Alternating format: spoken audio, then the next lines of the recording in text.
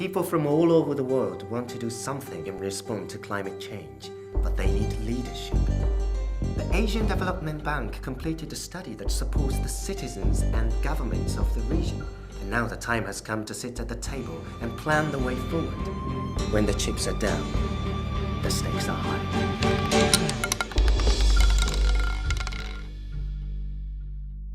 Ladies and gentlemen, there is much to do. Shall we begin?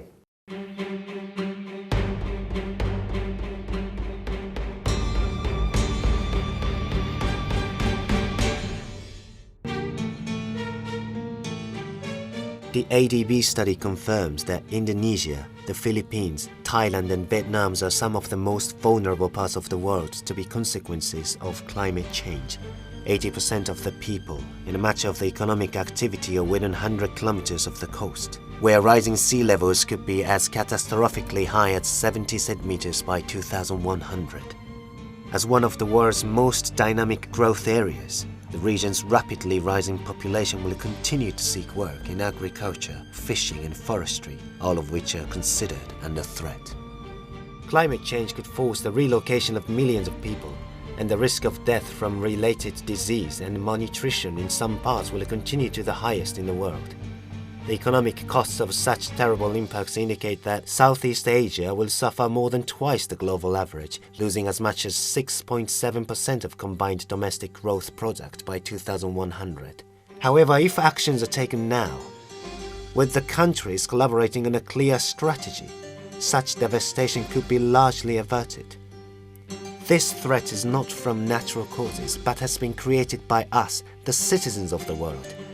And now we need leadership to deliver a solution that works for Southeast Asia. So the question is, where do we start? And who takes the first steps? Well, it's down to the politicians and scientists, isn't it? They can't do it alone. It's all of us.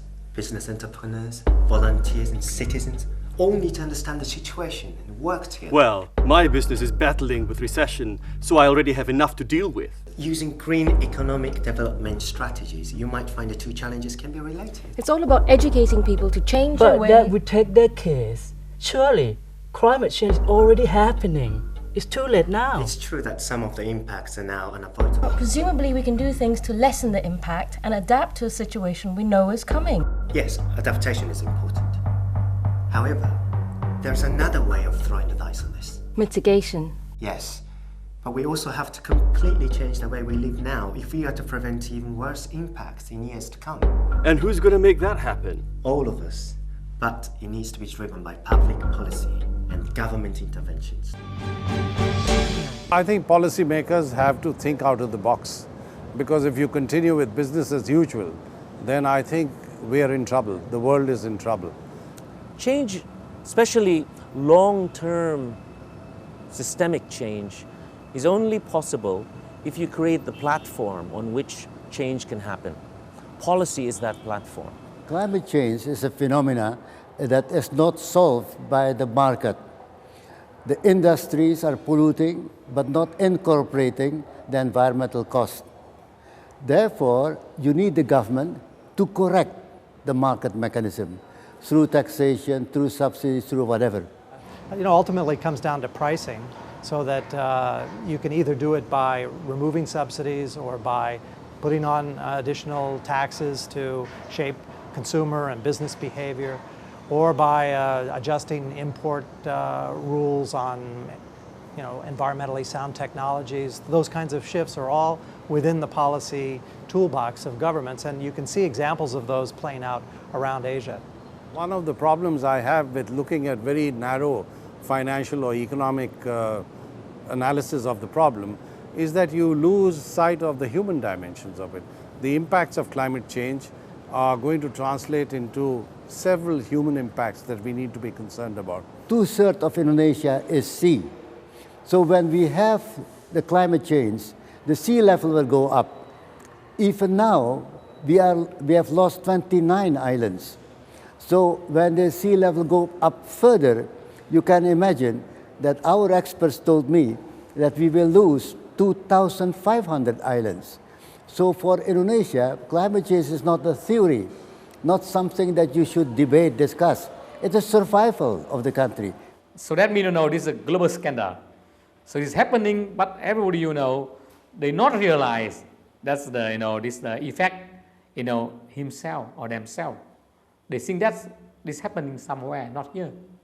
So this is the big problem. So it affects the country itself, losing islands. It influences rice production. It hits the coastal area. It creates new diseases. And we are a developing economy with an income of less than $2,500 per capita income, with 230 million people. So the cost and the impact of climate change is significant.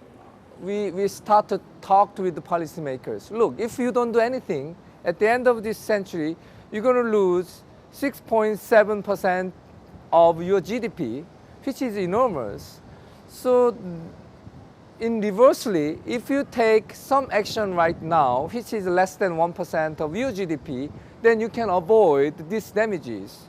So what's your choice? You're going to take action now, or you're going to just leave it and doing something, and then later your next generations will bear this cost.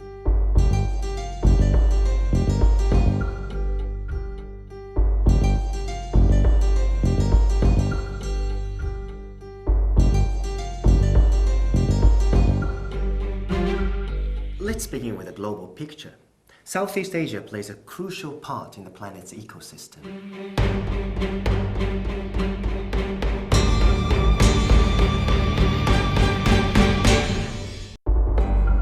We are one of the most highly vulnerable global regions, and at the same time, we are responsible for about 12% of the world's total greenhouse gas emissions, so we are critical to the future global plan. The largest contributor to the region's emissions is the forestry sector, which holds the key to successful reductions. At the same time, the energy sector is the fastest growing contributor, but has vast untapped opportunities for efficiency improvements that could be achieved at little or even no cost. These kinds of options have the potential to mitigate up to 40% of the region's emissions by 2020. Another 40% could be achieved through fuel switching from coal, the cost of less than 1% of regional GDP. So the question is, how can we incentivize everyone to play their part? As you say, it's a global issue. But it's not easy to persuade people there can make a difference. If everyone in the region knew that we have the world's highest technical mitigation potential in agriculture and forestry, it might empower them.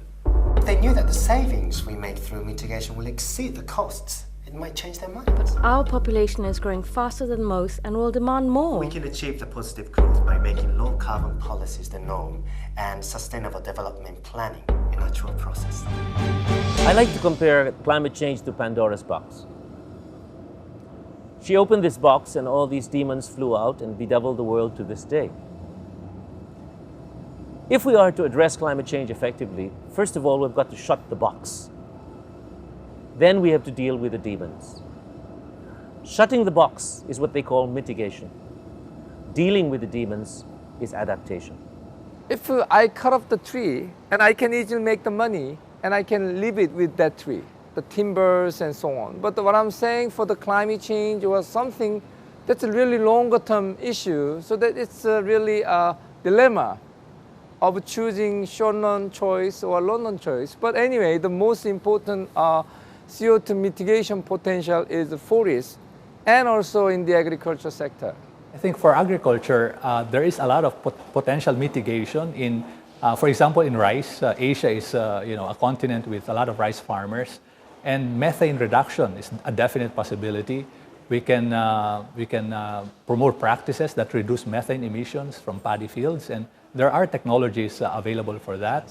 On the climate change mitigation side, it's more having to do with redirecting investment into areas that are going to lay the groundwork for the kinds of jobs that will be sustainable and will contribute to prosperity, but at the same time position the economies to be competitive and productive and well-placed for the future continued growth. The policymakers is always interested in looking at the current problem because they stay in the government only 5 years. So they really want to think how they can really address the current needs of the people. and rather than thinking in a more long-term perspective, 10 years, 15 years, 20 years, and many studies on climate change are always talking about what will happen in 25 years, what will happen in 50 years. It's very hard for the policymakers to understand that.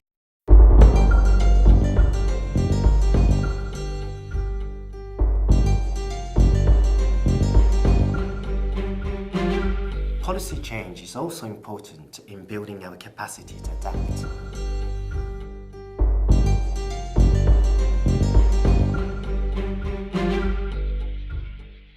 To manage the impact of climate change, we need to adjust our natural and human systems to reduce harm and also to exploit beneficial opportunities. These actions must be taken by individuals, households, communities, businesses and governments. Our ability to adapt is threatened because of low incomes and poor access to infrastructure, services and education. There are gaps in social and economic development in the region, gaps in governance and public finance, gaps in availability of education, health and social support, gaps in the region's ability to diversify economically at the local level. There are wide variations in the region and a significant gap with the rest of the developed world. We need to close these gaps by keeping growth strong and making development sustainable and inclusive. So the question is, what are the adaptation priorities for our region? The problem with adaptation is that it suffers all the time from market failure. With the best intention, We can lower that risk. These failures arise because of uncertainty. If people had more information about long-term investment plans, if they knew about the positive added value of research and other activities, then with a good collaborative framework, governments could increase the region's adaptive capacity very quickly. But we don't have the money. We need to do more research, but studies show that the cost of building our capacity by 2100 would cost about 0.2% of regional GDP, but the benefits could reach 1.9% of GDP, by far outweighing the original investment. Adaptation is going to be absolutely essential. The climate will change because what we've already done in the past and what we will be doing in the future. And it will be developing countries themselves that are hit earliest and hardest. It will be developing countries themselves which have to shape their own adaptation plans and their adaptation strategies.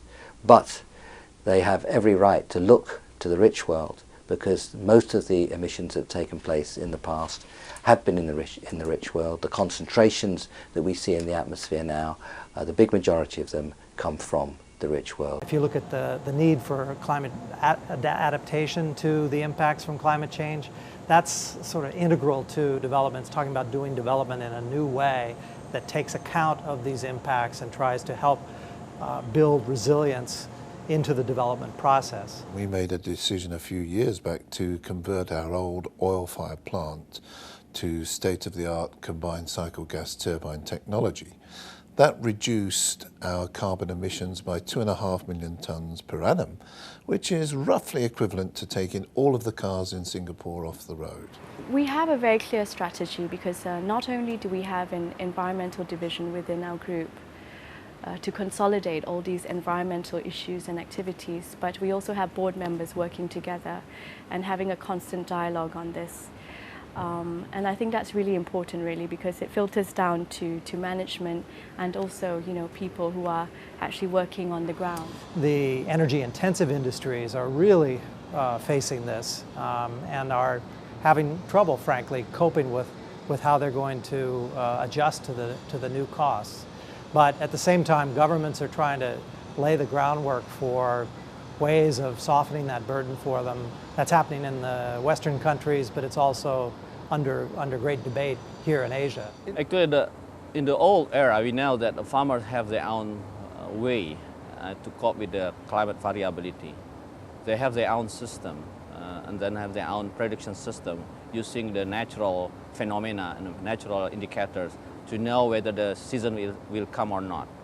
But now, because of the environmental degradation, and then this kind of indicators cannot be used anymore in effective way. And that's why we need to combine within the indigenous knowledge with the contemporary knowledge. So I think the first thing we have to do is enhance the public awareness, including the policymakers' understanding, and then try to find the simple, easy, and cheaper options which can be easily linked to their top priority agendas.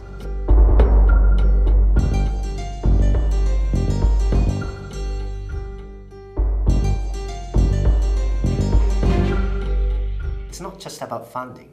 Learning from others can speed up the process.